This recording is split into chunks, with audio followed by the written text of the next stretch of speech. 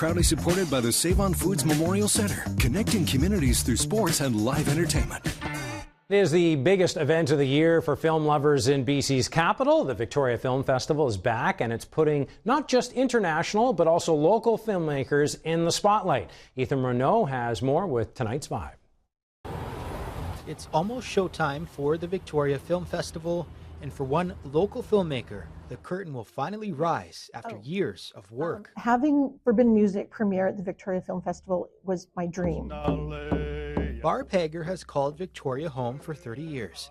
In addition to her documentary making its big screen debut, she's also on the festival's board of directors, working alongside people like Kathy Kay. I've been at the festival since 1998, so this is going to be my 28th.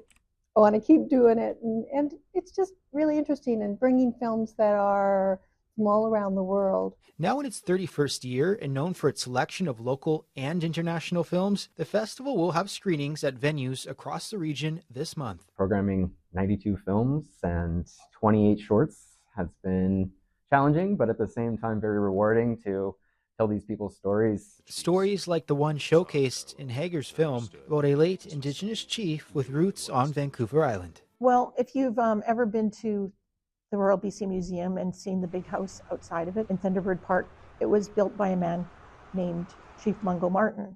And he was a really well-known artist, but also a singer. He had a repertoire of hundreds of songs that he knew.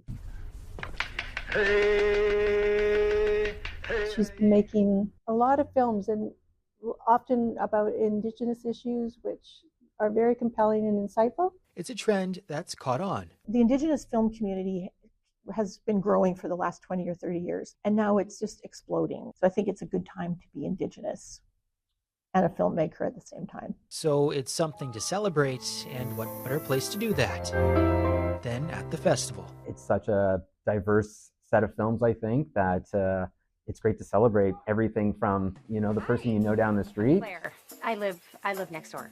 I know. To somebody that you've never met or a language you've never heard of before. You've got so much heart. Give it to someone. It's very nice to have you home. One of my favorites from the festival is called Midas Man. You might not know this from the title, but it's about the Beatles. Beatles, and it's the story of Brian Epstein, and so him managing the Beatles and his stories. Films that you wouldn't be able to watch in mainstream theaters. You know, this is a chance to see not one film a month, but you could see 10 films in a week. The festival runs February 7th to 16th. You can get tickets online or at the box office on Blanchard Street.